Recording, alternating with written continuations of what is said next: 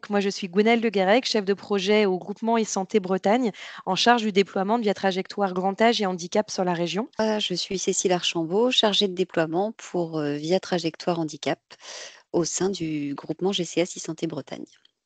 Et tu travailles également beaucoup sur le répertoire opérationnel des ressources, autrement appelé le Également, ROR. oui, tout Voilà, à fait. important de le préciser. Et donc, on vous a mis également l'adresse du support que vous connaissez sans doute déjà, qui est le support Via Trajectoire PH, donc sur ce support sur lequel vous pouvez poser aussi toutes vos questions à la suite du webinaire. Alors, donc, on va passer très rapidement sur une présentation du groupement e-santé Bretagne pour que vous sachiez un petit peu qui on est. Nous sommes un groupement régional e-santé qui a été créé en 2007 par la volonté de différentes fédérations professionnelles et des établissements de santé bretons.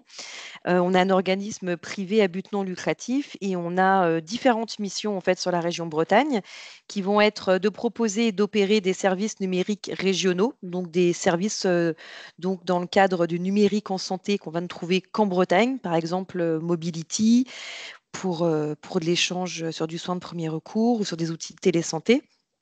On va aussi avoir un rôle de copilotage et d'accompagnement en région pour déployer des programmes nationaux dans le cadre, par exemple, du numérique en santé, du Ségur, donc avec des projets sur SMS numérique, par exemple, ou sur un projet de déploiement comme Via Trajectoire. Et on a aussi un rôle d'animation et de sensibilisation auprès de nos adhérents sur des sujets d'actualité en fait autour du numérique. Donc, par exemple, en ce moment, il y a pas mal d'actions sur tout ce qui est de sensibilisation sur la cybersécurité ou sur l'interopérabilité, donc la communication entre les différents systèmes d'information. Alors, des groupements comme le nôtre, on les appelle aussi les GRAD, les groupements régionaux d'aide au développement de la e-santé. On en trouve en fait un par région, donc avec une dynamique du coup qui est collective nationale. Donc voilà, on déploie les mêmes sujets et donc on travaille aussi beaucoup avec nos homologues des autres régions. Alors, on va passer au programme de ce dont on va parler cet après-midi. On va vous faire une petite présentation générale de Via Trajectoire. On va parler de la connexion, comment on se connecte à Via Trajectoire Handicap, comment on modifie son compte sur l'outil, un petit point sur le rôle des référents Via Trajectoire, comment ce référent gère également les comptes sur Via Trajectoire, un petit point sur l'annuaire connecté de Via Trajectoire et sur la fiche établissement. Ensuite, on va parler des notifications d'orientation, un gros point sur le tableau de bord avec tous ces onglets, comment on recherche et on récupère une notification d'orientation. On va faire ensuite un focus sur la gestion des notifications d'orientation et les différents statuts qu'on peut attribuer à cette décision d'orientation. Un petit mot sur les admissions impossibles à déclarer à la MDPH. Comment on gère les renouvellements des décisions d'orientation et un petit mot également sur l'annulation et la réactivation d'une notification d'orientation. Et en toute fin de présentation, on ira un peu plus loin en indiquant ce qu'est le SID-SDO et un petit mot sur les liens et quelques coordonnées qui pourraient vous être utiles suite à ce webinaire. Alors, une petite présentation générale de Via Trajectoire. Via Trajectoire est un outil d'orientation qui est édité par le GCS SARA, qui est équivalent à e-santé Bretagne sur la région Auvergne-Rhône-Alpes. C'est un projet coopératif qui est interrégional, site web sur lequel on se connecte pour utiliser cet outil est un site unique pour toute la France et qui est sécurisé, contrôlé par la CNIL.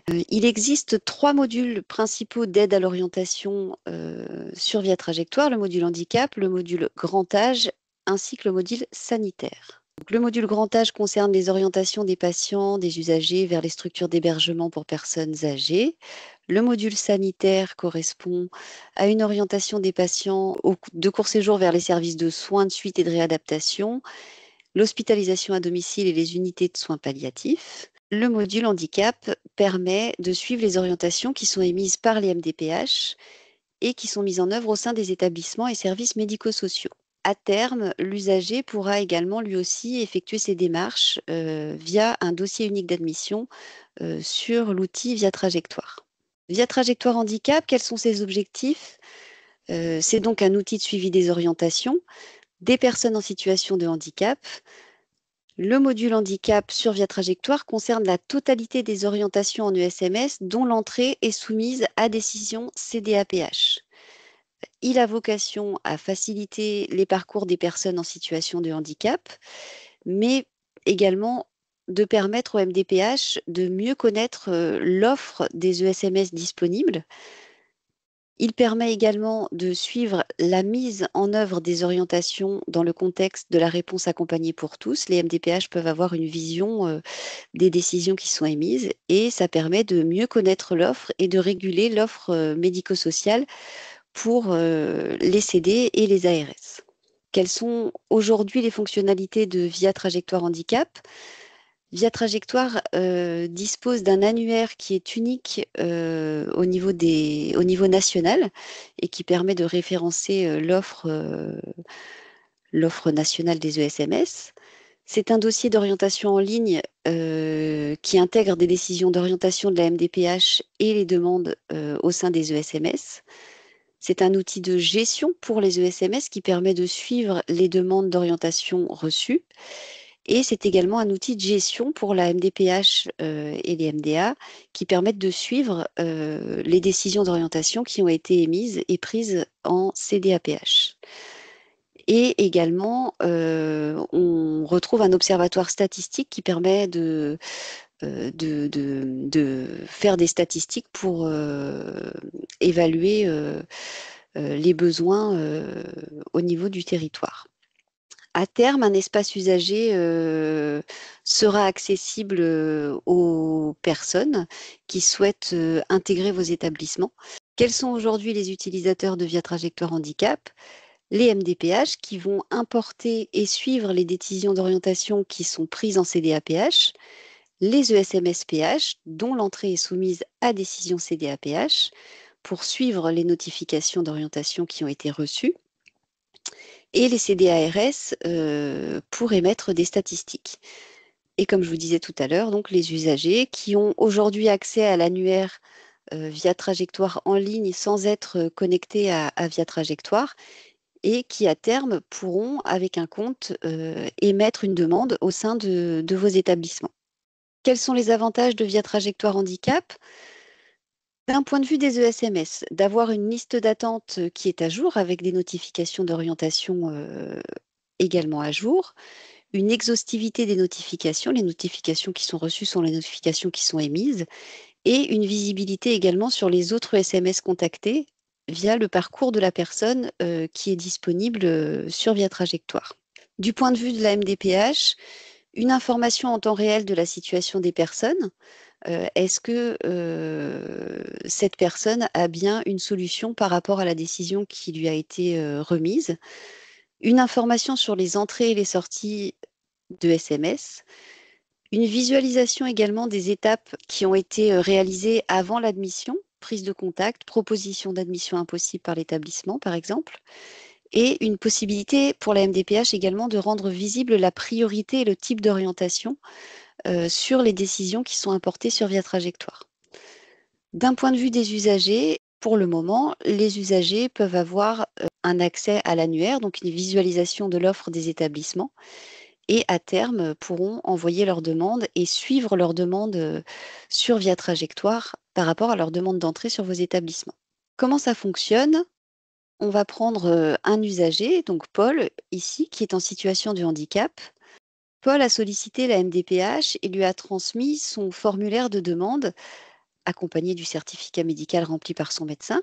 La MDPH a instruit la demande de Paul en analysant sa situation et son projet de vie. La CDAPH a émis une décision d'orientation vers une catégorie d'établissement ou de service et la notifie un pôle. Cette notification est enregistrée dans le système d'information de la MDPH. Paul fait des demandes d'inscription dans les ESMS de son choix en rapport avec la notification d'orientation qui lui a été émise. Et les établissements qui ont été contactés examinent la demande et répondent à Paul soit il est mis en liste d'attente, soit sa demande est refusée, soit il a une proposition d'admission au sein d'un établissement. Chaque ESMS qui a reçu la demande de Paul fait un enregistrement dans son système d'information. Via Trajectoire a un système d'information avec le suivi des orientations qui ont été transmises par la MDPH. La MDPH transmet donc toutes les décisions de son système d'information vers Via Trajectoire et les ESMS peuvent aller récupérer les décisions d'orientation qui ont été émises et faire suivre du coup la décision d'orientation de Paul au sein de son tableau de bord sur l'établissement. Au niveau de la décision d'orientation, un usager possède un numéro unique qui est en lien avec sa MDPH de référence. Ce dossier, qui correspond au numéro unique, contient une ou plusieurs décisions d'orientation. On voit ici sur ce schéma qu'on a une décision qui a été émise le 01/01/2000 et qui oriente vers une catégorie femmes et vers une catégorie masse. Et on a également une autre décision d'orientation qui a été émise le 01/01/2010 et qui oriente vers une catégorie masse. Chaque orientation concerne une catégorie d'établissement ou de service et peut donner lieu à l'envoi d'une ou plusieurs notifications, comme on peut le voir ici. Chaque notification va être ensuite adressée à un ESMS ou une catégorie de SMS. Et ensuite, en fonction de la décision de l'établissement de faire entrer l'usager sur son établissement ou non, la notification sera récupérée par un ou plusieurs établissements si l'établissement souhaite le mettre en liste d'attente, si l'établissement souhaite faire rentrer l'usager au sein de son ESMS. Comment on se connecte à Via Trajectoire Handicap? Pour ça, il faut aller sur le site en ligne. Si vous n'avez pas de compte sur Via Trajectoire, il faut voir si en interne au sein de votre structure, il y a un référent Via Trajectoire ou contacter le support via l'adresse qui vous est indiquée ici. Alors là, je suis sur une plateforme de formation. Donc, comment est-ce qu'on va gérer son compte sur Via Trajectoire? On est connecté et on souhaite aller modifier des informations sur notre compte à nous. Là, il va falloir cliquer sur notre nom ici en haut à droite et vous allez accéder à votre compte personnel. Donc là, vous allez pouvoir modifier votre nom, prénom, ainsi que votre adresse email, votre téléphone et votre profession. Une fois que vous avez rentré ces informations, vous pouvez enregistrer ici les informations que vous avez rentrées. Si vous modifiez votre adresse mail, il va falloir aller cliquer dans le mail que vous avez reçu pour valider votre nouvelle adresse mail. Ici, sur le côté à droite, on voit que vous allez pouvoir retrouver toutes les modifications qui ont été effectuées sur votre compte. Sur votre compte à vous, vous n'aurez pas de possibilité de vous créer des habilitations. Quel est le rôle des référents Via Trajectoire? Le référent des ESMS, les référents, jouent un rôle très important car ils sont chargés de créer et de gérer les comptes utilisateurs ainsi que les habilitations pour les professionnels au sein de sa structure. Le référent a également un rôle qui est de s'assurer de la bonne mise à jour des informations de la fiche établissement, on y reviendra tout à l'heure. Il a également pour rôle de résoudre d'éventuels problèmes liés à l'utilisation de Via Trajectoire par les utilisateurs au sein de sa structure. Par exemple, si un compte est bloqué, s'il y a des difficultés d'utilisation de l'outil, et de transmettre les difficultés non résolues au support régional. Son rôle est également de diffuser auprès des utilisateurs de sa structure les informations Via Trajectoire Handicap qui sont données au niveau national, régional. Le nombre de référents par établissement n'est pas limité et on vous conseille d'en avoir au moins 2 par établissement. Ça peut être utile, notamment en cas d'absence, mais également pour vous permettre de prolonger vos habilitations puisque vous-même, vous ne pouvez pas le faire sur votre compte personnel.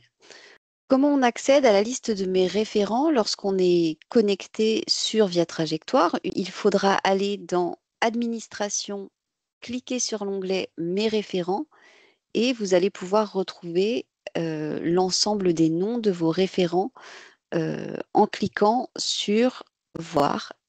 Quelles sont les bonnes pratiques d'utilisation par rapport au compte utilisateur? Pour tous les utilisateurs, on ne va jamais divulguer son code d'accès au logiciel et on ne va pas s'approprier non plus le mot de passe d'un autre utilisateur.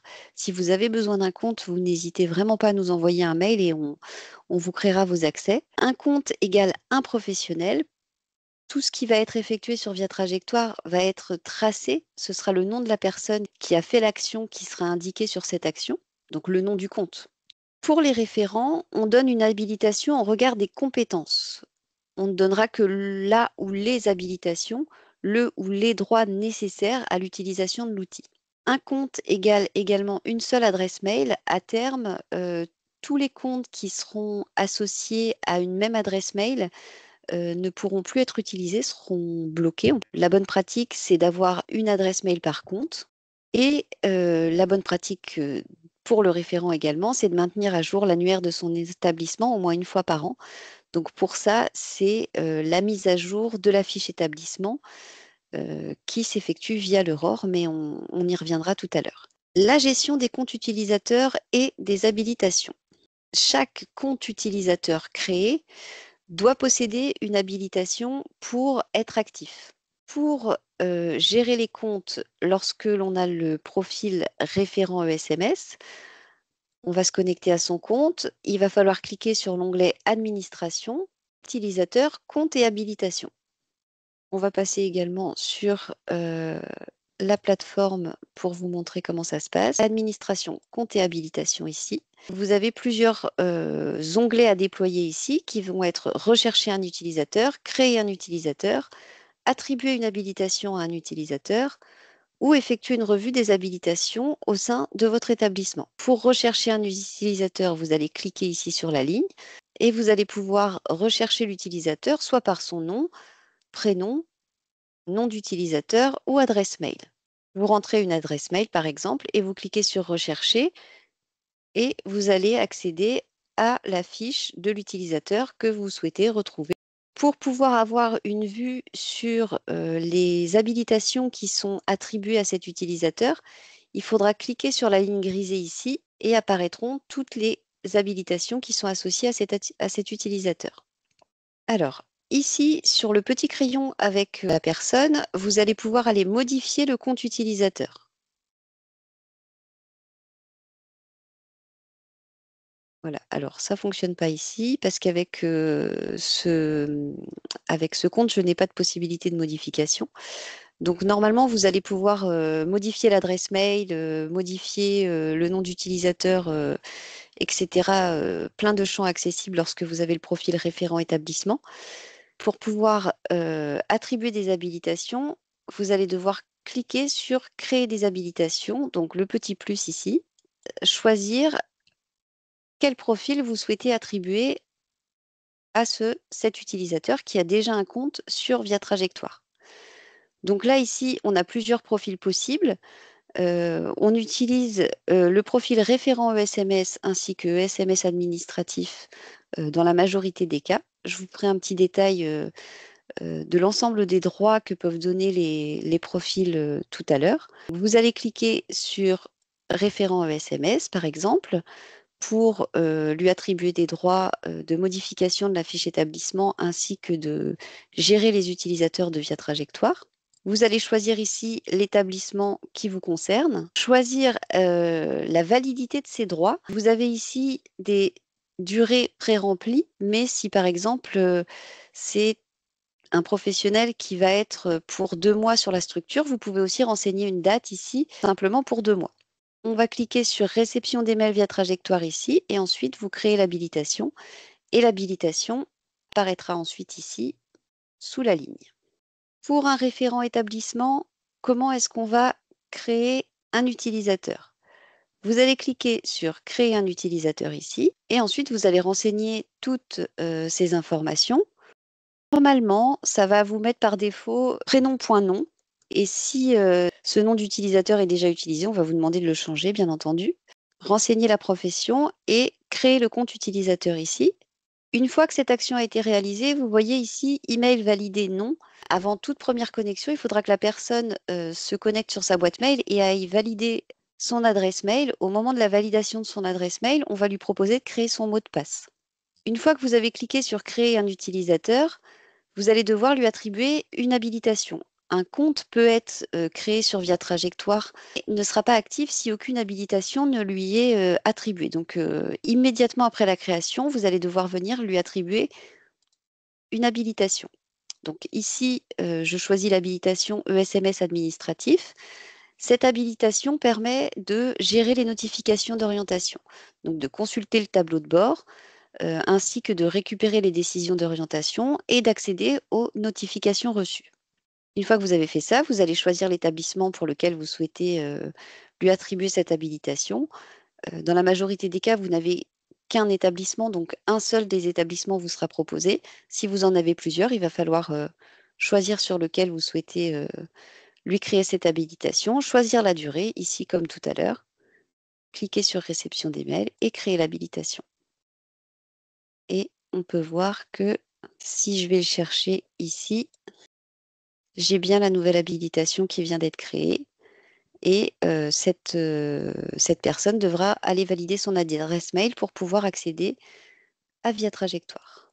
Alors, au niveau de la description des habilitations disponibles, je vous parlais tout à l'heure du profil ESMS administratif. On va attribuer ce profil pour une personne qui va avoir le rôle de gérer les décisions d'orientation sur Via Trajectoire.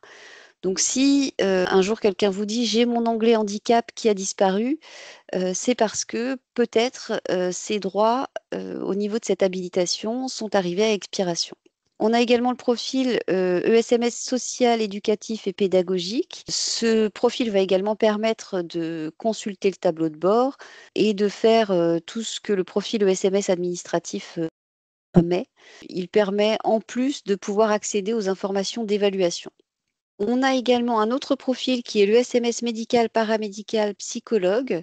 Il permet également de faire tout ce que peut faire le profil ESMS administratif et en plus d'accéder aux informations d'évaluation et d'accéder aux informations médicales qui ont été transmises sur la décision d'orientation. On a le profil référent ESMS. Le profil référent ESMS ne vous permettra pas d'avoir l'onglet handicap et de gérer le tableau de bord des notifications d'orientation. Ce profil est réservé aux personnes qui vont gérer les utilisateurs, donc ce que je vous montrais tout à l'heure, attribuer des habilitations, créer des nouveaux utilisateurs pour sa structure, débloquer des comptes, etc. Et il va également permettre de mettre à jour les données de la fiche établissement et les données des fiches unités. Et le profil accompagnement PH non médical qui n'est pas actif pour le moment puisqu'il permet de gérer les dossiers uniques d'admission. Et pour le moment, on n'a pas de dossier unique d'admission en cours sur l'outil. Comment est-ce qu'on va renouveler ou supprimer des droits? Les droits correspondent aux habilitations. Donc, comme je vous montrais tout à l'heure, les habilitations ont une durée de validité d'un maximum de 5 ans. Donc, au bout de 5 ans, l'habilitation arrive à expiration. Donc, un référent structure pourra être sollicité par les utilisateurs de sa structure qui vont avoir reçu un email de fin de droit pour lui demander de prolonger leurs habilitations. Donc, pour ça, il va falloir aller rechercher l'utilisateur. On va pouvoir avoir une vue sur une date de validité qui arrive à expiration car elle va apparaître en rouge. Sur la ligne de l'habilitation qui va arriver à expiration, vous allez cliquer sur le calendrier pour modifier la date de fin de droit. Donc, lorsque vous cliquez sur ce petit calendrier, il y a cette fenêtre prolonger les habilitations qui va apparaître et vous allez pouvoir soit choisir une date à terme, soit prolonger de 6 mois, 1 an, 2 ans ou 5 ans. Cliquez sur prolonger les droits de validité. La validité des droits va se mettre à jour une fois que vous aurez réalisé cette action. Lorsque vous souhaitez supprimer une habilitation pour un utilisateur, il faudra cliquer donc sur la ligne grisée pour dérouler l'ensemble de ces habilitations. Et sur la ligne que vous souhaitez supprimer, il vous suffira de cliquer sur la croix rouge et ça supprimera l'habilitation automatiquement.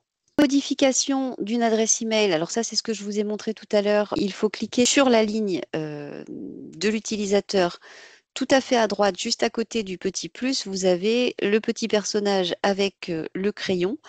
Et donc, c'est là qu'il faut cliquer pour aller modifier les informations. Un compte se bloque si vous avez rentré 5 mots de passe erronés. Donc, un référent établissement va pouvoir venir débloquer un compte. Vous allez rechercher l'utilisateur, vous allez le retrouver et on va s'apercevoir ici qu'on a un petit cadenas sur la ligne compte bloqué. Il va vous suffire de cliquer sur le petit cadenas ici et on va vous proposer de débloquer le compte de l'utilisateur. Il vous suffira de valider et ça débloquera le compte automatiquement. Pour pouvoir accéder à l'annuaire via trajectoire, vous aurez tous ici l'onglet Annuaire, établissements médico-sociaux pour personnes en situation de handicap. Vous avez la possibilité de rechercher de manière très fine, soit par nom, soit par catégorie, temporalité d'accueil, ressources, discipline.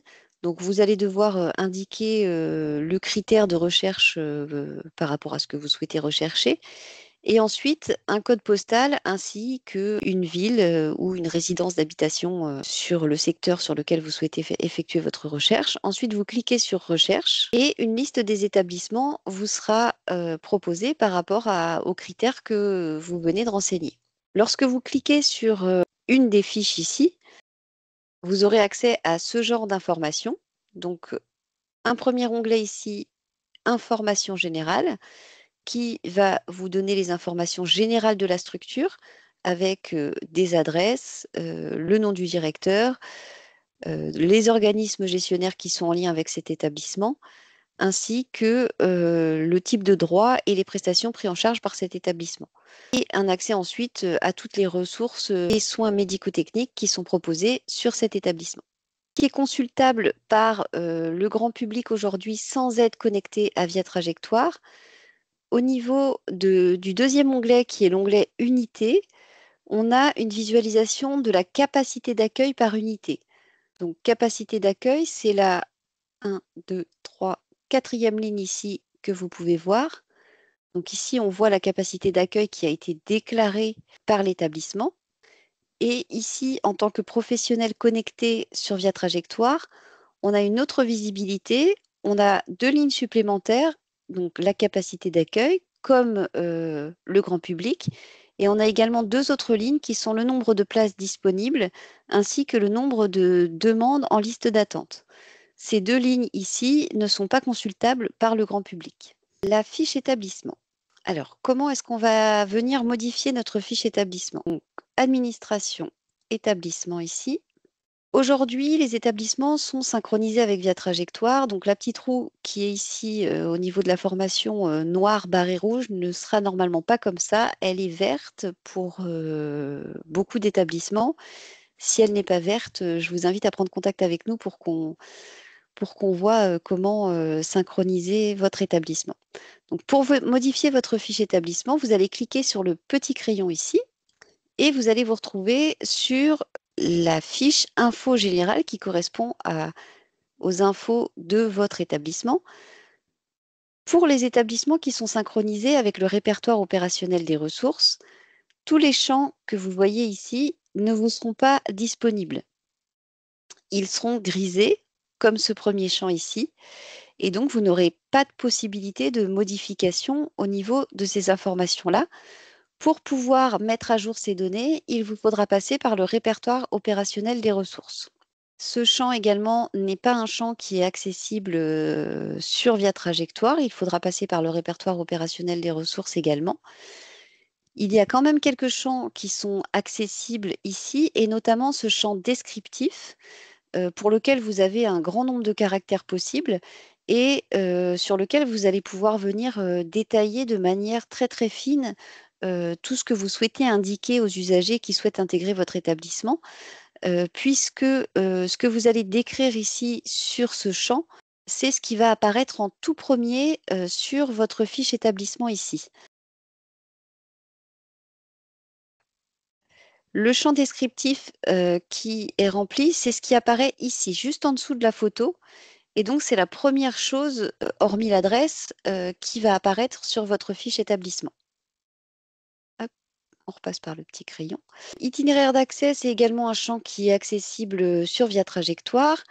Ici, vous aurez ce champ lien vers le plan d'accès qui est également accessible, pour lequel vous pouvez mettre un lien vers localisation. Le lien vers le site internet vous sera pas accessible, c'est sur l'Aurore que vous allez pouvoir mettre à jour cette information. Et vous avez ici sélectionné une image pour la photographie, donc ce qui va apparaître sur votre fiche annuaire via trajectoire. Ce champ est un champ accessible sur votre fiche établissement.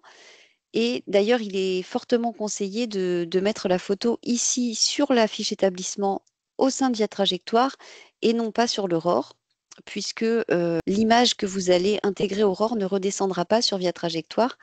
Donc, il vous faudra revenir mettre la photo ici sur votre fiche établissement. Ensuite, les autres informations ici ne sont pas accessibles non plus, hormis la documentation.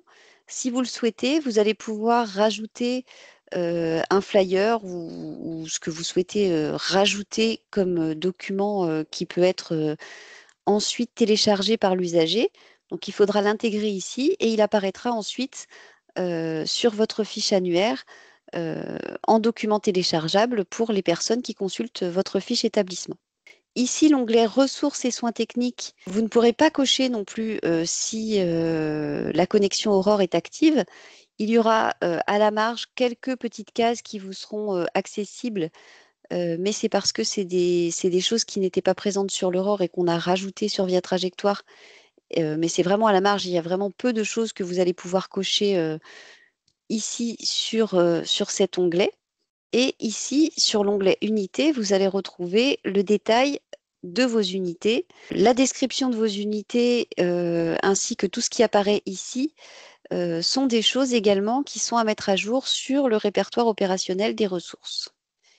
Il y a une petite chose que je ne vous ai pas montrée au niveau des informations générales. Pour être visible dans l'annuaire, il est écrit masqué dans l'annuaire, c'est que vous êtes visible sur l'annuaire via trajectoire. Si vous souhaitez que votre établissement ne soit pas visible sur l'annuaire, il faudra cliquer sur masquer dans l'annuaire. On conseille de venir mettre à jour sa fiche établissement au moins une fois par an parce que il y a une date de mise à jour au niveau de votre fiche annuaire ici. Et cette date de mise à jour, de dernière mise à jour, elle est accessible à tous. Hop. Je ne vais pas la voir ici parce que il n'y a pas de connexion. Mais ici, vous allez retrouver date de dernière mise à jour avec la date à laquelle les données ont été mises à jour sur l'Aurore la dernière fois. C'est important pour les usagers qui accèdent à votre fiche annuaire de voir que la date est plus ou moins récente parce que si on a une date qui date de 5 ans, les usagers qui vont consulter votre fiche établissement vont peut-être se dire que les informations qu'ils consultent ne sont plus tout à fait à jour. Alors là, au niveau du surnom, il s'agit du nom officiel aujourd'hui et ce champ est à renseigner sur l'Aurore également. Et donc, si un nom officiel est renseigné différent du nom de l'établissement, ce sera ce nom officiel qui apparaîtra à la place de la raison sociale sur la fiche annuaire. Donc, je vous parlais tout à l'heure du répertoire opérationnel de ressources. Le répertoire opérationnel des ressources, il s'agit d'un référentiel de description de l'offre de santé et ce référentiel va alimenter des services et des outils numériques tels que le site santé.fr et l'outil d'orientation via trajectoire qui nous concerne aujourd'hui. Le répertoire opérationnel des ressources, c'est un répertoire qui va permettre de recenser l'ensemble de l'offre régionale aujourd'hui et qui donc va permettre de faciliter l'orientation des usagers et va vous permettre à vous de mettre en valeur l'offre de vos ESMS. Ça permet également d'améliorer la coordination inter-établissement et les liens entre la ville et l'hôpital, puisque tout est réuni au sein de ce même espace et ça permet d'améliorer la connaissance des ressources disponibles au sein de la région. Si vous souhaitez un accompagnement pour mettre à jour vos données sur ce répertoire opérationnel, vous avez le lien qui s'affiche ici pour vous inscrire à des webinaires de formation au cours duquel on va vous aider à créer, pour accéder à ce répertoire, revoir l'ensemble de vos droits et également vous permettre, vous aider dans la mise à jour de ce répertoire et par ricochet, mettre à jour votre fiche établissement. En cas de souci de synchronisation également, on vous accompagne pour régler ces problématiques. Alors, le tableau de bord. À quoi sert le tableau de bord de Via Trajectoire? Votre tableau de bord va permettre de gérer les notifications qui ont été reçues ou récupérées.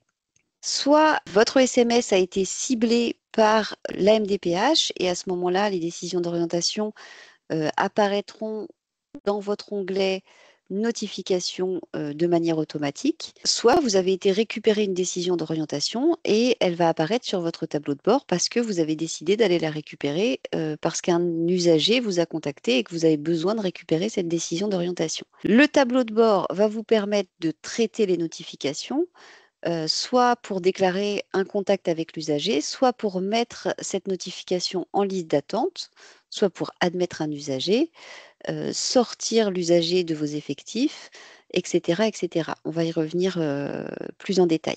Vous recevez une alerte lors de la réception ou l'arrivée d'une notification sur votre onglet Notification.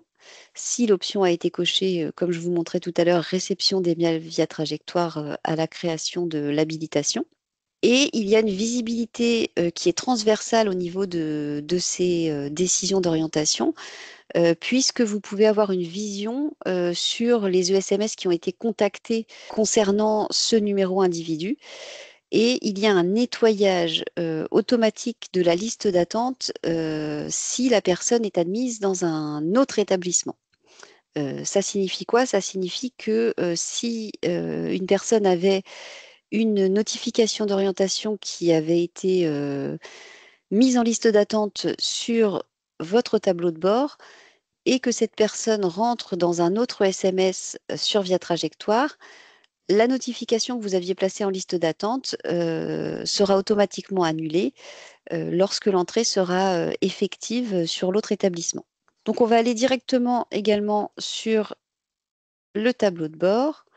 Donc, pour pouvoir accéder au tableau de bord, il faut cliquer sur l'onglet Handicap, Gérer les notifications reçues.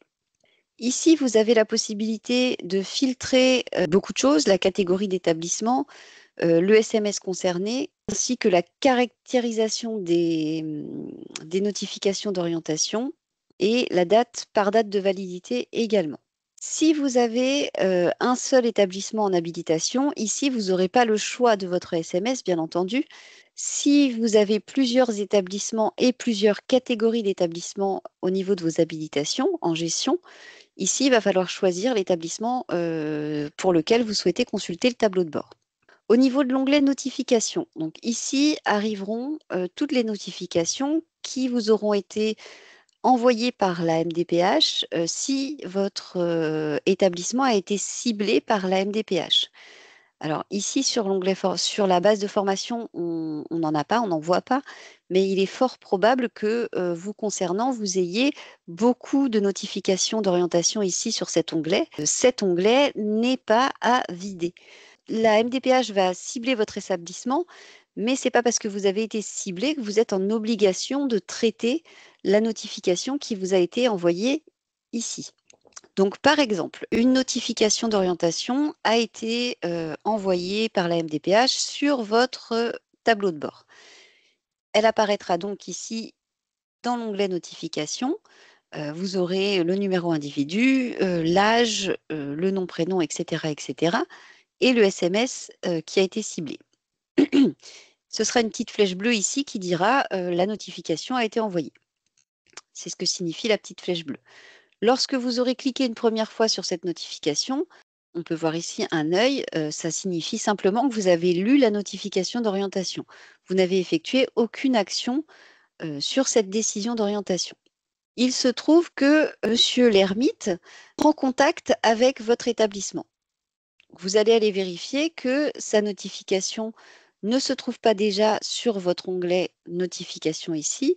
On va la retrouver, on va voir que cet individu a pris contact avec votre établissement et que la notification d'orientation se trouve déjà sur votre tableau de bord.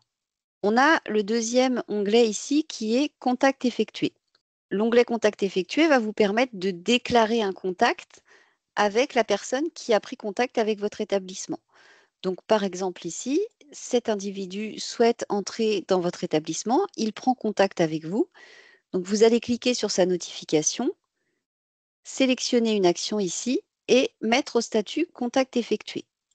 Ici, vous allez pouvoir donner la date à laquelle l'individu a pris contact avec vous, mettre un commentaire sur ce contact et pour quel motif ce premier contact a été effectué. Donc là, pour nous, l'usager a pris contact avec votre établissement. Il va falloir préciser ce motif de contact et cocher ici la case que vous déclarez avoir recueilli l'accord de l'usager ou de son représentant pour confirmer ce choix. Ensuite, vous validez. Donc, on voit ici que le statut de la notification a changé. Elle est passée sur l'onglet Contact effectué. Vous pouvez retourner au tableau de bord ici.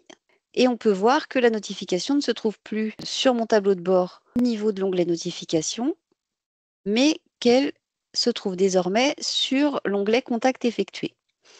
On a également un autre onglet ici qui est l'onglet Liste d'attente et sur lequel vous avez plusieurs statuts possibles. Ici, vous allez pouvoir mettre les gens en liste d'attente, soit directement depuis l'onglet Notification, soit depuis l'onglet Contact effectué. Donc pour ça, vous allez devoir cliquer sur la notification d'orientation. Ici, vous allez sélectionner une action et on peut voir qu'on a 3 statuts sur la liste d'attente. On a un premier statut qui s'appelle Mettre au statut liste d'attente en cours d'analyse, demande d'admission reçue. Ce statut, c'est vous avez reçu une demande de mise en liste d'attente. La commission d'admission n'a pas encore eu lieu et vous êtes en train d'étudier le dossier de l'usager. Donc, vous pouvez indiquer à ce moment-là ce statut en cours d'analyse, demande d'admission reçue. Le deuxième statut, c'est mettre au statut liste d'attente admissible. L'usager a pris contact avec votre établissement, il souhaite entrer sur votre établissement, mais vous n'avez actuellement pas de date disponible à lui proposer. La commission d'étude de son dossier a eu lieu et vous l'avez déclaré admissible au sein de votre établissement, mais pour le moment, comme je vous le disais, vous n'avez pas de date à lui proposer. Vous allez pouvoir l'admettre sur ce statut au niveau admissible. On a également un autre statut qui est liste d'attente admis. La commission a eu lieu suite à la demande d'admission au sein de votre établissement et l'accord a été donné pour que l'usager entre sur votre établissement. Il se trouve que d'ici 1 mois ou 2 mois, vous avez une date à lui proposer. Vous allez pouvoir choisir ce statut et indiquer une date d'entrée au sein de votre établissement. Donc nous, on va choisir ce statut ici. Vous allez devoir sélectionner l'unité sur laquelle cet usager est admis au sein de votre établissement. La première date sera la date de mise en liste d'attente. Donc par défaut, la date sera toujours à la date du jour, mais si vous décidez ou si vous n'avez pas eu le temps de venir mettre à jour via Trajectoire et que vous le faites a posteriori, vous allez pouvoir venir changer la date ici si la date en mise en liste d'attente a été faite avant. Vous ne pourrez pas mettre une date ultérieure par contre. Ici, c'est la date d'entrée prévisionnelle. Donc, on a dit que c'était 2 mois. Donc, voilà, dans 2 mois, j'ai une date d'entrée pour cet usager dans mon établissement. Donc, je lui mets une date d'entrée prévisionnelle. Vous avez la possibilité également d'ajouter un commentaire sur cette mise en liste d'attente en fonction de ce que vous souhaitez. Donc ensuite, on va valider et on peut voir ici que le statut a changé ici. Désormais, il est admis en liste d'attente depuis le 14/01/2025 et le futur accompagnement est prévu pour le 14 mars 2025. Si je retourne sur mon tableau de bord ici, la notification ne se trouve plus au statut ni contact effectué, mais elle se trouve au statut liste d'attente ici. Alors, ce n'est pas parce que vous avez indiqué un accompagnement prévu pour le 14 mars 2025 sur cette action de la mise en liste d'attente que la notification d'orientation va passer automatiquement sur le statut usager entrée à cette date. Vous allez devoir venir faire une action sur cette notification au moment où l'usager va entrer effectivement sur votre établissement. Donc ici, on peut voir que on a un deuxième bouton qui est apparu en le plaçant en liste d'attente. On avait déjà tout à l'heure sélectionné une action, mais ici, on a également changé le statut. À partir du moment où l'usager est admis sur une liste d'attente, vous allez pouvoir, en passant par changer le statut, mettre l'usager au statut usager entrée à tout moment, même avant la date d'accompagnement prévue, si la date d'entrée se fait avant la date d'accompagnement prévue. Si vous vous êtes trompé en le plaçant en liste d'attente, vous allez pouvoir le retirer de la liste d'attente. Et si vous cliquez sur ce bouton Retirer de la liste d'attente, votre notification réapparaîtra au niveau de cet onglet Notification en tant que notification lue. Donc, elle ne sera pas perdue parce que vous l'avez retirée de la liste d'attente. Elle reviendra ici au niveau de l'onglet Notification. Donc ça, c'était ce qui concernait l'onglet Liste d'attente. Et on peut voir que lorsqu'on est sur l'onglet Notification et contacts effectués, vous n'avez pas de possibilité de voir indépendamment vos unités qui sont associées à votre établissement. Mais si vous vous placez sur l'onglet Liste d'attente, vous allez pouvoir détailler plus finement les notifications qui se trouvent sur chacune de vos unités. Donc ici, j'ai sélectionné Unité de l'IME, l'unité que j'ai choisie tout à l'heure pour placer mon usager sur cette unité. Donc on voit qu'elle apparaît bien sur cette unité qui est Unité de l'IME. Mais si je décide de voir que mon unité 2, ici, bon, j'ai personne, mais voilà, vous aurez une visibilité plus fine sur les listes d'attente de chacune de vos unités. Et au niveau du statut usager entrée, c'est la même chose. Vous allez pouvoir détailler spécifiquement les usagers qui sont entrés sur chacune de vos unités ou voir l'intégralité des usagers qui sont présents sur votre établissement. Concernant cet usager qui a une date d'entrée prévue, on va pouvoir faire plusieurs choses. Donc, sur sélectionner une action, vous allez avoir ajouter un nouvel accompagnement, signaler une admission impossible, on y reviendra tout à l'heure, ou déclarer un nouveau contact. Si vous déclarez un nouveau contact, la notification, elle va se retrouver également au niveau de l'onglet Contact effectué. Vous pouvez également lui ajouter un nouvel accompagnement. Par exemple, vous souhaitez soit le mettre en liste d'attente également sur l'autre unité que vous possédez, soit le faire rentrer, alors soit sur l'unité que vous aviez décidée, soit le mettre en liste d'attente, comme je vous disais, sur l'autre unité que vous possédez sur votre établissement. Ici, on va le mettre au statut usager entrée. La date est arrivée.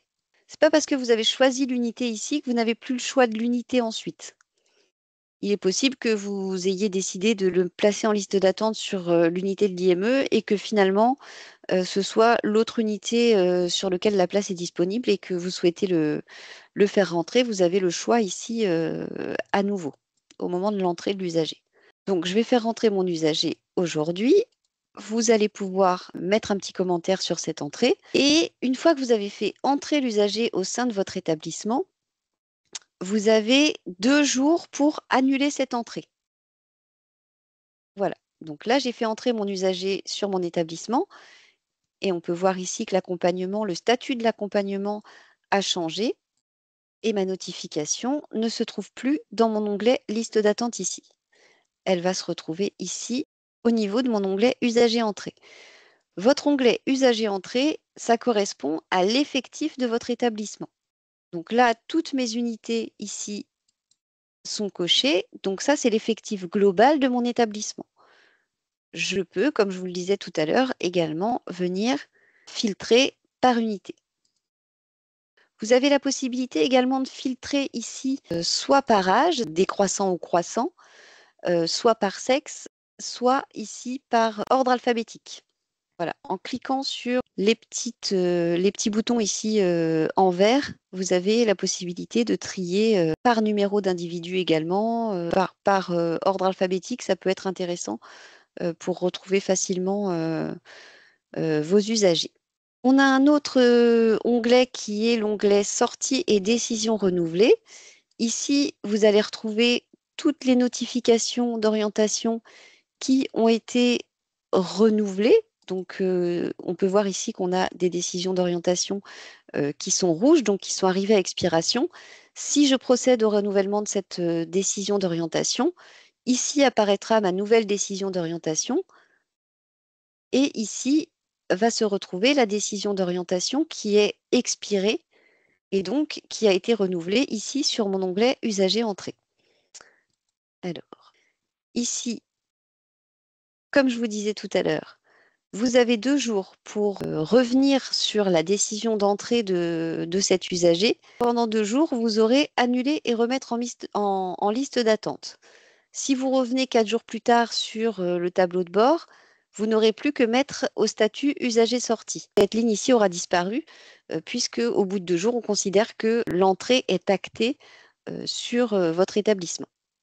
On peut également, une fois que notre usager est pris en charge au sein de l'unité de l'IME, décider de lui ajouter un nouvel accompagnement. Donc à ce moment-là, vous allez cliquer sur sélectionner une action, ajouter un nouvel accompagnement et vous allez avoir un choix de soit mise en liste d'attente, soit mettre au statut usager entrée. Qu'est-ce que ça signifie? Ça signifie que si vous avez 2 unités différenciées, un accueil de jour par exemple ou un hébergement complet internat, vous n'avez pas de place encore sur l'hébergement complet internat et votre usager est rentré au sein de votre accueil de jour. Vous allez pouvoir venir indiquer qu'il est admissible sur la 2e unité. Du coup, vous n'aurez pas le choix de la première unité puisqu'il est déjà entré sur la première unité et indiquer la date de mise en liste d'attente et indiquer un commentaire si vous le souhaitez. Donc là, on aura 2 accompagnements au sein de notre établissement. Ici, vous aurez une entrée qui est déjà active sur cette unité et un 2e accompagnement au sein de votre établissement qui est sur liste d'attente.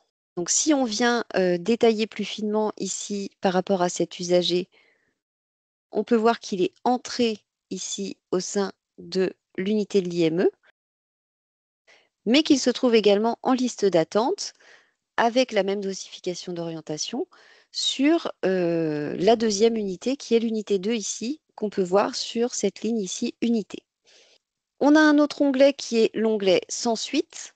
Au sein de cet onglet sans suite vont se retrouver les notifications d'orientation qui ont subi une annulation automatique.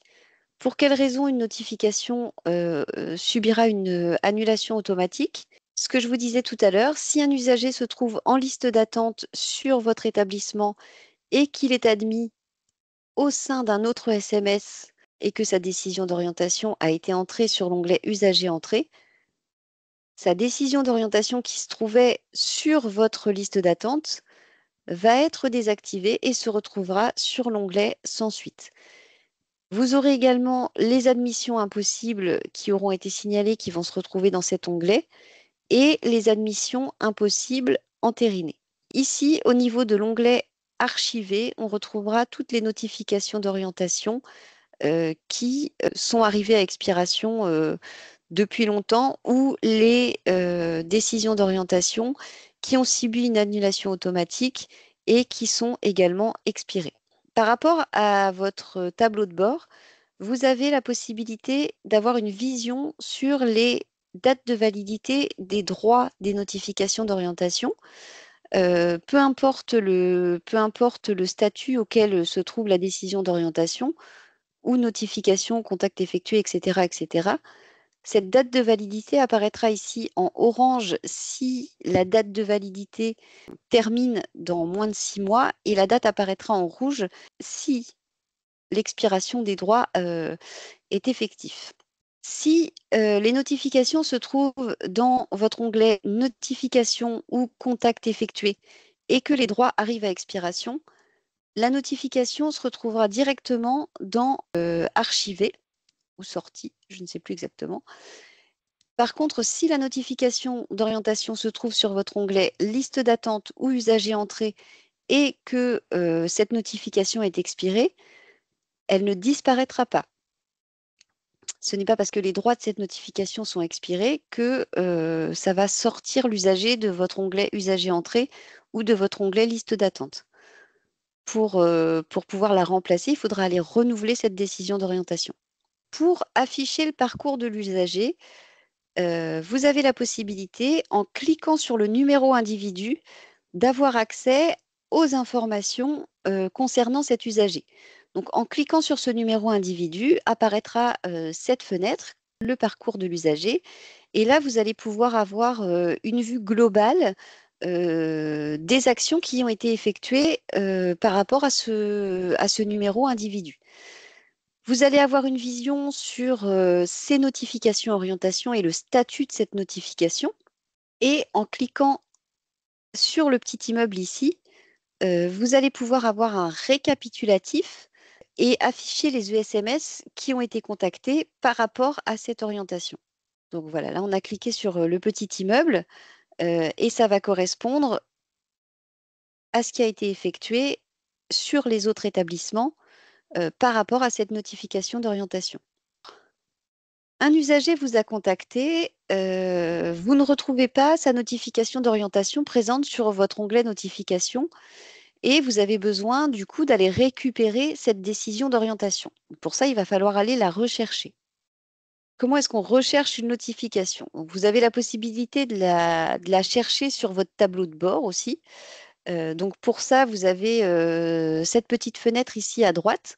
Vous vous placez sur votre onglet notification et en rentrant le numéro individu ainsi que la MDPH d'origine de l'émission de la notification d'orientation, vous allez pouvoir effectuer une recherche et en cliquant sur accéder à la notification, Via Trajectoire va vous indiquer où se trouve la notification sur ce tableau de bord. Si, suite à cette recherche, vous avez ce message aucune notification trouvée, il va falloir aller récupérer cette notification afin qu'elle apparaisse dans votre onglet notification ensuite et pour que vous puissiez déclarer un contact, mettre cette personne en liste d'attente, etc. Enfin, agir sur cette notification. Donc, pour pouvoir récupérer une décision d'orientation, il va falloir aller dans le menu handicap ainsi que récupérer une décision d'orientation. Donc, menu handicap, récupérer une décision d'orientation. Là, si vous avez des établissements dans différents départements, vous aurez le choix de choisir le département de votre établissement. Sinon, ben, vous en avez qu'un et à ce moment-là, ici, ce sera gris. Si vous avez différentes catégories, vous pourrez changer également de catégorie d'établissement ici. Et sinon, ce sera comme moi ici, pas accessible. Et ici, il va vous falloir choisir le SMS pour lequel vous souhaitez récupérer cette décision d'orientation. Donc moi, on va admettre ici que j'ai choisi l'IME Le Triskel. C'est important pour les gens qui ont plusieurs établissements en gestion de faire très attention à ce qui est coché ici, puisque si vous étiez juste avant sur votre tableau de bord, par défaut, ce sera l'établissement du tableau de bord qui apparaîtra ici. Donc il faut être vigilant là-dessus. Sinon, vous devrez aller récupérer à nouveau la décision d'orientation sur l'autre établissement.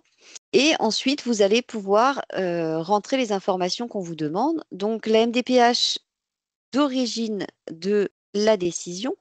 Donc, il peut y avoir, vous avez la possibilité de choisir toutes les MDPH disponibles. Si c'est un usager qui a une décision d'orientation qui a été émise par un département par la MDPH de Lozère, par exemple, vous allez cocher ceci et ensuite rentrer le numéro individu qui se trouve sur la décision d'orientation papier que vous avez en votre possession.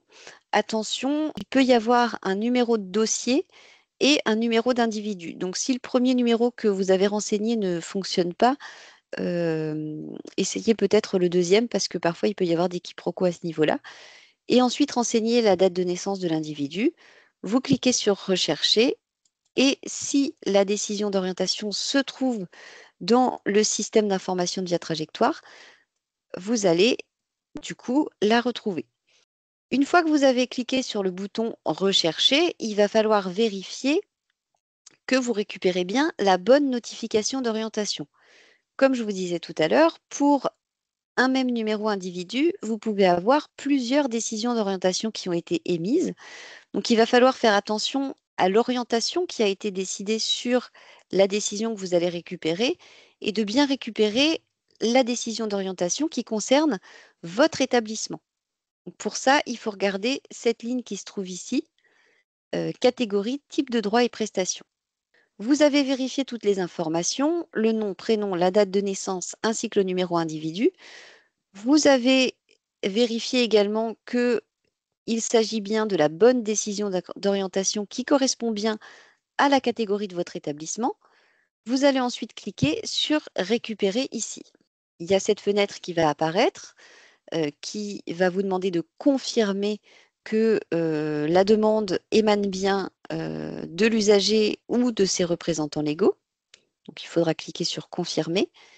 Et une fois que vous aurez cliqué sur Confirmer, vous allez tomber directement sur ceci qui correspond à la lecture de la décision d'orientation. À ce stade, si vous n'effectuez aucune action, si vous retournez récupérer d'autres décisions d'orientation ou si vous vous déconnectez, vous avez uniquement récupéré la décision d'orientation. Donc, cette décision se retrouvera sur votre onglet Notification au niveau de votre tableau de bord. Mais vous avez déjà la possibilité d'agir, si vous le souhaitez, sur cette notification d'orientation. Pour ça, il faudra sélectionner une action et déclarer l'action que vous souhaitez effectuer. Contact effectué, mise en liste d'attente, faire rentrer l'usager, etc., etc. Si la recherche que vous venez d'effectuer ne renvoie à aucun résultat, il vous est tout de même possible de lancer ce qu'on appelle une recherche étendue. Via Trajectoire va alors rechercher l'ensemble des dossiers pour lesquels la date de naissance ou le numéro individu correspond à la saisie que vous venez d'effectuer. Vous allez devoir remplir tout de même les informations de tout à l'heure et renseigner donc tout ce que je vous indiquais tout à l'heure. Apparaîtra ce message: aucune décision d'orientation en cours de validité et pour laquelle vous n'avez pas été notifié ne correspond à votre recherche. Et juste à côté, vous avez ici Recherche étendue. Quand vous cliquez sur Recherche étendue, alors cas numéro 1, Via Trajectoire va retrouver une ou plusieurs décisions d'orientation qui pourraient correspondre à votre recherche. Si jamais la décision d'orientation correspond bien à votre recherche, donc là, il va falloir être très vigilant, donc bien vérifier l'identité de la personne ainsi que la catégorie d'établissement qui est ciblée. Si ça correspond à votre recherche, vous allez pouvoir la récupérer. Cas numéro 2, il n'y a aucun résultat à la recherche étendue. À ce moment-là, ça signifie que la décision d'orientation n'a pas été intégrée dans le système Via Trajectoire par la MDPH. Et à ce moment-là, il faudra contacter la MDPH d'origine, donc la MDPH qui a émis la décision d'orientation, afin de lui demander d'intégrer la décision d'orientation dans le système Via Trajectoire. Il est également possible que, en recherchant cette décision d'orientation, la décision se retrouve soit déjà présente sur votre tableau de bord.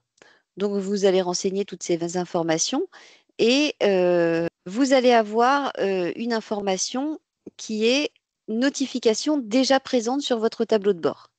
Vous allez pouvoir consulter les informations de cette notification et pour pouvoir accéder à la notification, il va falloir cliquer à droite ici sur Accéder et vous allez pouvoir ouvrir la notification et consulter les différents statuts qui concernent cette notification. Un petit récapitulatif, la décision d'orientation est introuvable. Plusieurs raisons peuvent l'expliquer. Soit, comme je vous disais, la décision d'orientation n'a pas encore été importée dans Via Trajectoire, soit la décision d'orientation n'est plus valide, date de fin de droit dépassée, et le renouvellement de cette décision d'orientation n'a pas encore été importé dans Via Trajectoire par la MDPH. Le numéro individu ainsi que la date de naissance qui sont renseignés peuvent ne pas correspondre à ce qui a été importé dans Via Trajectoire. Ça peut différer de la notification papier que vous avez reçue et la catégorie de votre SMS ne correspond pas à la décision d'orientation de l'usager. Dans tous ces cas cités plus haut, vous devez contacter la MDPH de provenance de l'usager pour avoir plus d'informations. Il est possible qu'il y ait eu une erreur au niveau des informations, numéro individu, date de naissance, etc. Et que la décision d'orientation n'ait pas encore été importée par la MDPH. Seule la MDPH pourra répondre à ce genre de questions. Un petit point sur la gestion des notifications et leurs différents statuts par rapport au petit logo que vous allez pouvoir retrouver. Donc, au niveau de votre onglet Notification, la petite flèche correspond à ce que je vous disais tout à l'heure. La notification a été envoyée par la MDPH et a ciblé votre établissement. Notification lue, c'est le petit œil bleu sur l'onglet notification. Au niveau des contacts effectués, si vous avez un petit téléphone bleu, c'est que vous avez déclaré un contact effectué. Admission impossible proposée, c'est le cercle orange barré.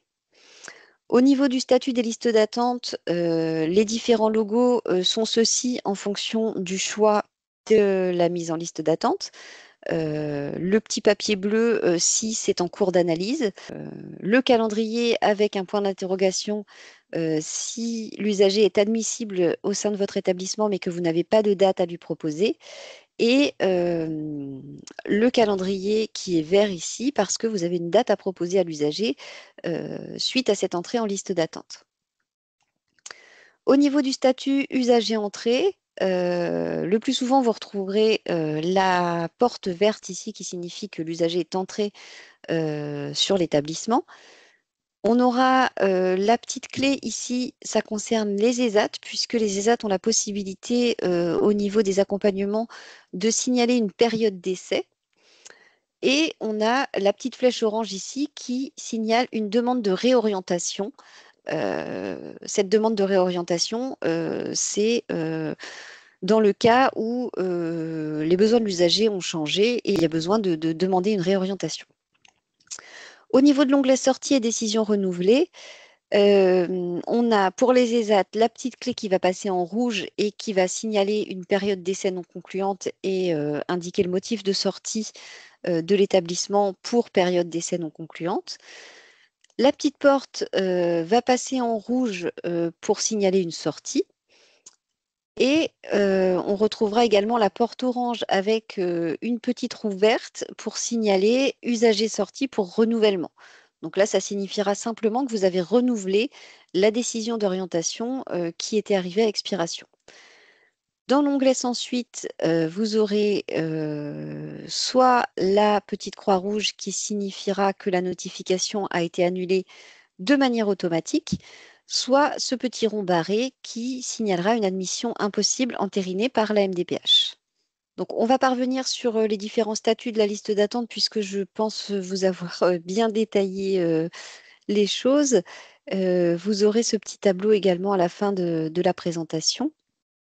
Pour accéder à la notification, comme je vous disais tout à l'heure, on a la possibilité en accès rapide de rechercher la notification qui est présente sur le tableau de bord en rentrant les informations dans la petite fenêtre à droite en haut. Et les différentes actions, je vous les ai également détaillées tout à l'heure. Lorsqu'on accède à une notification, on a plusieurs statuts possibles. Donc le statut contact effectué, la mise en liste d'attente aux 3 statuts précités, la décision de prendre en charge l'usager en mettant l'usager au statut usager entré et la déclaration d'une admission impossible. Donc la période d'essai, comme je vous disais tout à l'heure, c'est uniquement pour les ESAT. La demande de réorientation, c'est dans le cas où les besoins de l'usager ne correspondent plus à ce qui était le cas auparavant lorsque vous avez fait entrer l'usager au sein de votre établissement. Ces besoins ont changé, pardon. Un petit focus sur le statut admission impossible. C'est quoi une admission impossible? L'usager a pris contact avec votre établissement. Vous souhaitez déclarer à la MDPH que l'usager ne peut pas intégrer votre établissement puisque ses besoins ne correspondent pas à ce que vous proposez comme accompagnement au sein de votre établissement. Le statut admission impossible pourrait être signalé soit au niveau de l'onglet contact effectué, soit au niveau de l'onglet liste d'attente. Donc, il faut déjà avoir agi sur la notification, soit avoir déclaré un premier contact, soit avoir mis votre notification en liste d'attente pour pouvoir déclarer une admission impossible à la MDPH. Lors du signalement de cette admission impossible, tous les séjours en liste d'attente pour la notification concernée seront automatiquement retirés des onglets Contact effectué et Liste d'attente et seront affichés dans l'onglet Sans suite du tableau de bord des notifications reçues. Vous avez la possibilité, si vous vous êtes trompé en déclarant cette admission impossible, d'annuler ce signalement Et pour cela, une fois que vous aurez déclaré l'admission impossible, pour retrouver la décision d'orientation, il vous faudra aller dans l'onglet Sans suite et vous aurez la petite roue sur la droite qui sera en bleu ici et vous allez pouvoir annuler l'action en réactivant la notification et vous allez pouvoir replacer l'usager sur votre onglet Liste d'attente ou contact effectué en fonction de la place qu'elle occupait auparavant. Comment sont gérées les admissions impossibles? Une fois que la déclaration de l'admission impossible a été envoyée, la MDPH a trois actions possibles sur ce signalement d'admission impossible. Soit la MDPH va entériner ce signalement impossible. Le statut de la notification sera alors signalé avec un symbole rouge. Si jamais la MDPH n'a pas agi sur la notification d'orientation, ce statut se fera de manière automatique au bout de 90 jours, s'il n'y a pas eu d'action de la MDPH. La MDPH peut également refuser ce signalement d'admission impossible. Si la MDPH refuse ce signalement, la notification sera alors directement replacée au statut notification lue.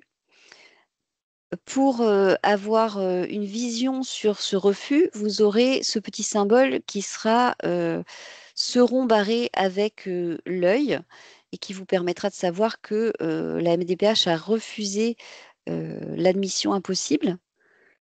Et vous avez également un troisième statut qui est ce petit drapeau rouge et qui signale que la MDPH est en train d'analyser ce signalement et vous le retrouverez au niveau de l'onglet Sans suite, puisque la notification se retrouve au niveau de cet onglet lorsque vous avez déclaré l'admission impossible. Donc, si vous souhaitez suivre les différents statuts de l'admission impossible que vous venez de signaler, c'est avec ces symboles que vous pourrez avoir une idée du traitement par la MDPH de ce signalement d'admission impossible.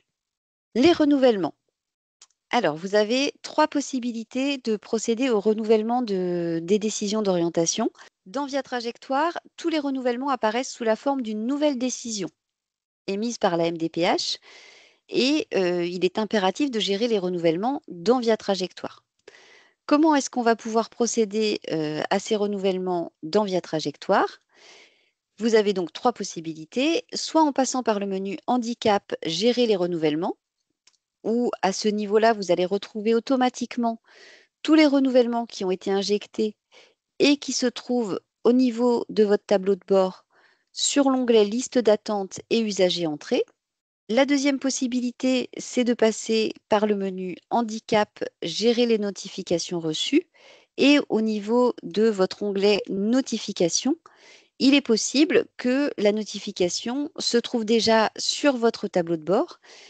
Et à ce moment-là, il faudra cliquer sur la décision d'orientation qui est déjà arrivée sur votre tableau de bord et admettre à nouveau l'usager dans votre établissement. Donc, si la décision d'orientation se trouve sur votre tableau de bord à cet onglet notification, vous allez cliquer sur la notification, admettre l'usager au sein de votre SMS, comme si vous déclariez une nouvelle entrée. Et la décision d'orientation qui était expirée sur votre tableau de bord au niveau de l'onglet Usager entrée va faire le rapprochement avec celle que vous venez de réintégrer au sein de votre effectif et remplacera automatiquement la décision d'orientation par la nouvelle qui est à jour et que vous venez de récupérer. Et la troisième possibilité, si la décision ne se trouve pas au niveau de l'onglet Gérer le renouvellement, ni sur votre tableau de bord au niveau des décisions reçues, c'est d'aller récupérer la décision d'orientation comme je vous expliquais tout à l'heure, en rentrant le numéro individu, en indiquant la MDPH de référence, etc., etc. Il est très important de ne pas anticiper le renouvellement des décisions d'orientation. Il est parfois possible, même c'est régulier, que les décisions d'orientation soient émises avant que les droits expirent. Mais il est très important d'attendre que cette notification soit expirée pour faire rentrer la nouvelle notification d'orientation. Donc, on va aller essayer de récupérer une décision d'orientation. Donc, ici, sur l'onglet Handicap, Gérer les renouvellements, je vais choisir mon établissement Et je ne vais pas pouvoir vous montrer, je pense, parce qu'ici, j'en ai pas a priori sur ma plateforme formation. Mais c'est quand même comme ça que ça se passe. Vous allez dans l'onglet handicap, gérer les renouvellements.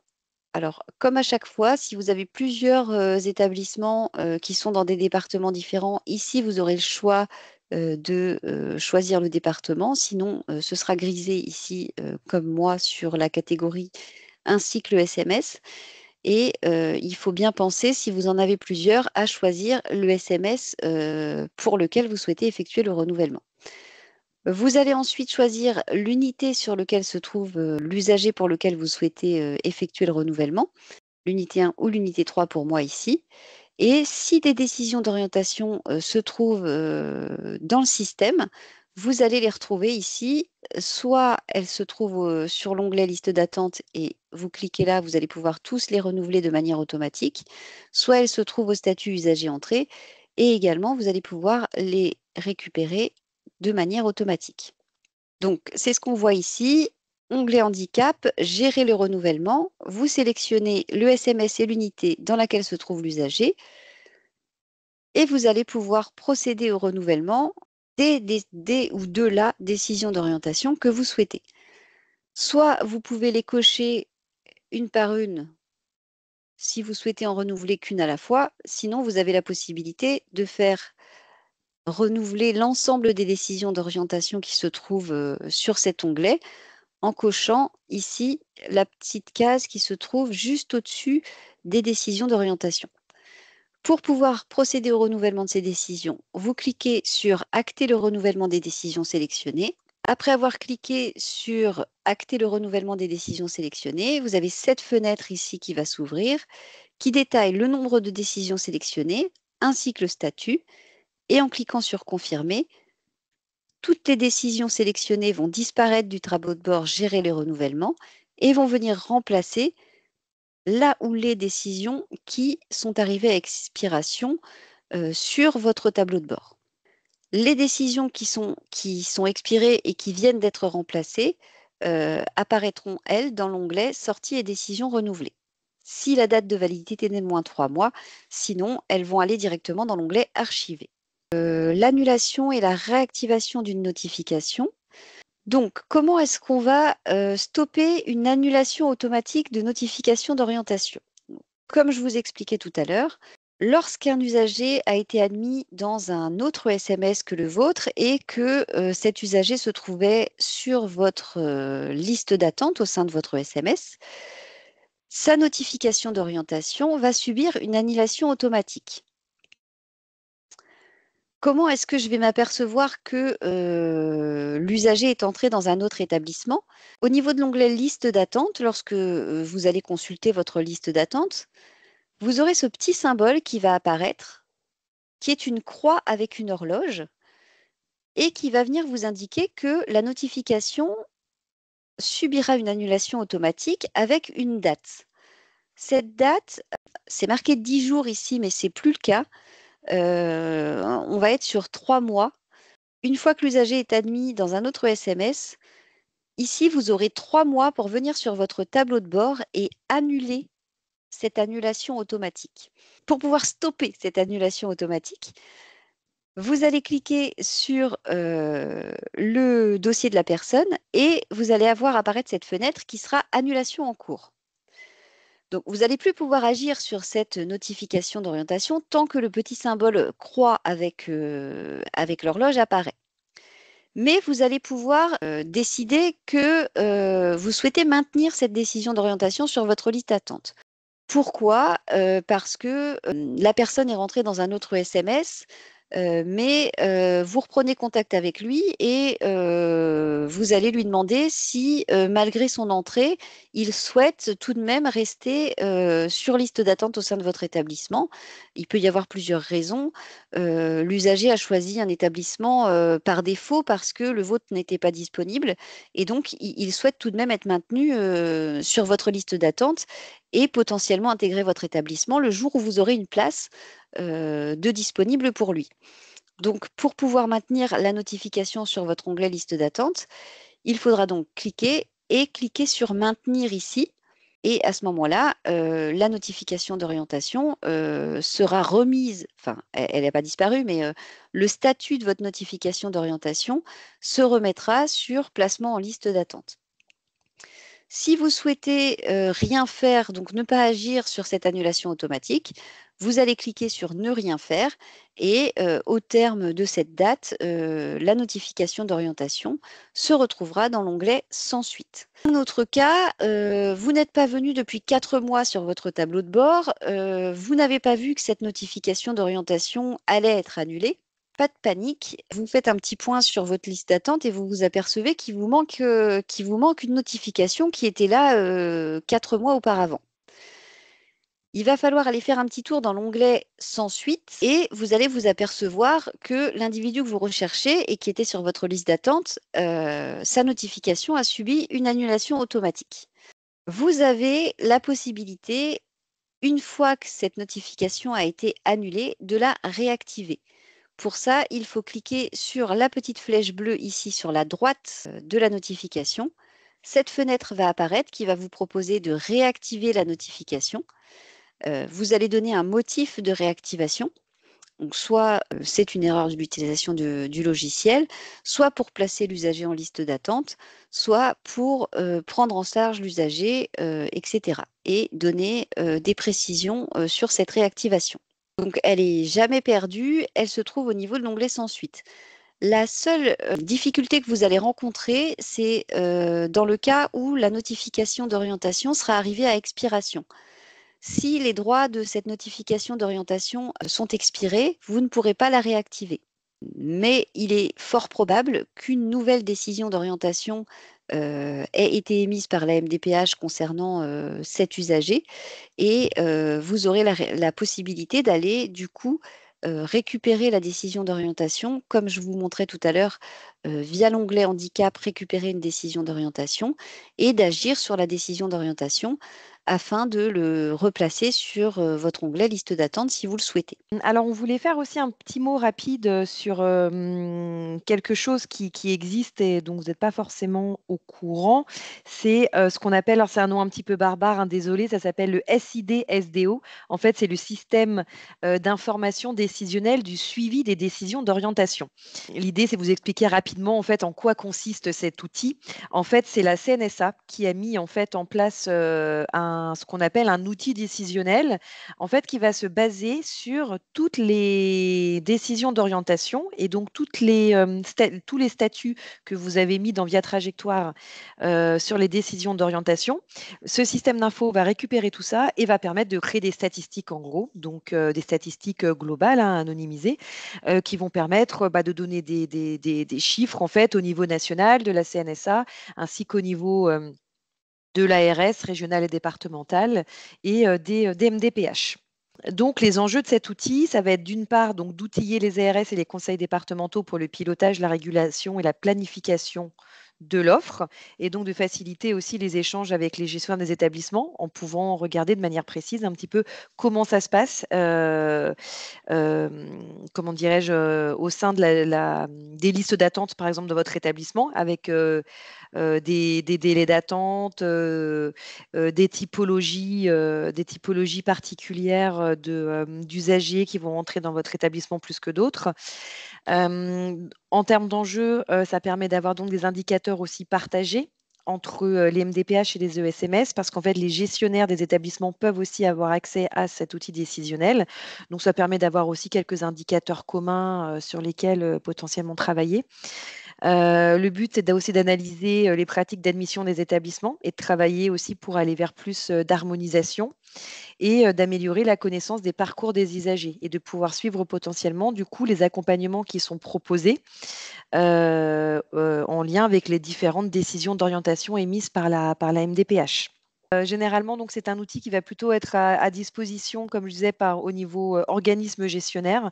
Donc, pareil, si vous avez des questions, n'hésitez pas à nous pousser un petit mail sur le support. On pourra vous en dire un petit peu plus ou vous transmettre de la documentation, des informations complémentaires sur ces statistiques, parce que voilà, ça reste des statistiques donc, qui se basent directement sur les données présentes dans Via Trajectoire. et coordonnées utiles. Donc, c'était déjà quelques rappels. Donc, en cas de difficulté d'utilisation sur Via Trajectoire, vous pouvez potentiellement contacter vos référents dans votre établissement, s'il y en a. Pour cela, en faisant dans menu administration, rubrique mes référents, vous allez pouvoir retrouver le nom des personnes qui peuvent, par exemple, vous aider pour mettre à jour votre compte ou des choses comme ça. Donc, ça correspond un peu à la partie que vous a montré Cécile en début de formation. Pour toute question, de toute façon, il y a le support technique régional, donc porté par nous, le groupement, donc avec l'adresse qui est indiquée ici, support via trajectoire ph@isanté-bretagne.fr. Pour toute demande d'évolution, si vous avez des idées ou des choses qui pourraient vous paraître intéressantes de mettre en place dans l'outil, ou peut-être par exemple des motifs ou des choses ou des items à rajouter dans Via Trajectoire. Il ne faut pas hésiter à nous en parler. C'est un outil en fait qui est national, mais chaque région a voix au chapitre aussi pour faire des évolutions au sein de cet outil. Des évolutions, il y en a 2 à 3 par an, donc sur des choses assez qui peuvent être voilà, assez majeures, mais aussi voilà, on peut intervenir sur des petites choses pour faciliter l'utilisation au quotidien. Donc tout ça pour dire que c'est évolutif. Donc si vous avez des idées, il ne faut pas hésiter à nous les transmettre pour qu'on puisse les porter au niveau des groupes de travail nationaux. Et concernant l'accompagnement ROR, donc du répertoire opérationnel de ressources et de l'insynchronisation de l'offre avec Via Trajectoire, donc Cécile vous en a parlé. Vous pouvez donc un peu plus haut dans le diaporama, il y a une adresse support ROR, mais sinon vous pouvez passer toujours vers l'adresse support Via Trajectoire PH. Voilà, on gère pour pouvoir vous répondre au mieux. Sur la slide suivante, on vous a remis également le lien vers le site de notre groupement où il y a une page en fait qui est dédiée à Via Trajectoire. Donc, il y a déjà des documentations, des choses qui sont téléchargeables, qui sont présentes. Après, on va vraiment travailler dans les prochaines semaines, dans les prochains mois pour remettre bien ça à jour. C'est aussi à partir de cette page que vous allez pouvoir rechercher toutes les ressources documentaires que vous avez besoin pour gérer Via Trajectoire. Vous avez également le lien sur la page Via Trajectoire qui a été remis et sur le portail de la SNSA pour accéder au SID SDO. Vous avez également sur Via Trajectoire la possibilité de retrouver les coordonnées DMDPH en cliquant sur cet onglet ici, annuaire, coordonnées des MDPH. Merci pour votre attention.